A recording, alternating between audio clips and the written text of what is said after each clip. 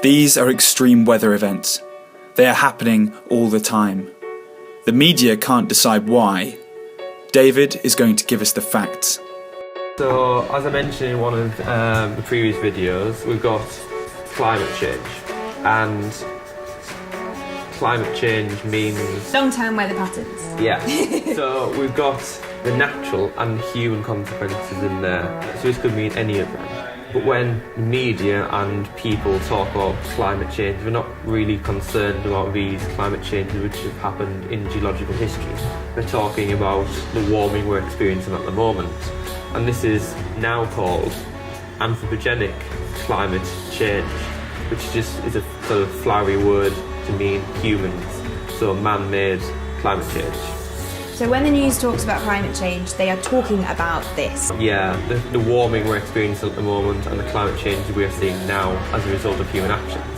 Now, global warming is causing these climate changes, as we sort of explored in the diagram, we're producing more greenhouse gases, which is causing this warming world. When you say global warming, I'll expect the Earth and the climate to be warm. I'm freezing at the moment, that doesn't make any sense. In terms of the media, we've generally stopped using the words global warming recently because it just confused people. What that means is, as a planet, we are warming. So the global average temperatures are going up, but climate changes in very different ways depending on where you are. So climate is changing because of the warming world. So the climate where you are might be getting hotter and drier, colder and wetter, could be getting warmer and windier, or any combination of the above. So the climate is changing in very different ways across the world, so that's why you're cold.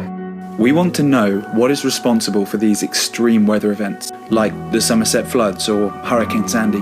When these events happen, some poor scientist is interviewed and they always get asked the question, was this climate change? The really difficult answer was maybe, but it's actually really complicated because we don't know whether this storm was made worse or caused by climate change or whether it was going to sort of occur naturally, and that's really, really difficult to tell.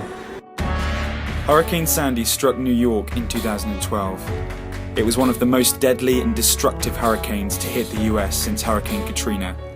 As a result, Sandy sparked a new wave of climate change debates. It's hard to attribute one specific event to climate change. We can only talk in sort of averages in general, just to say, on average, we are going to get more and worse storms.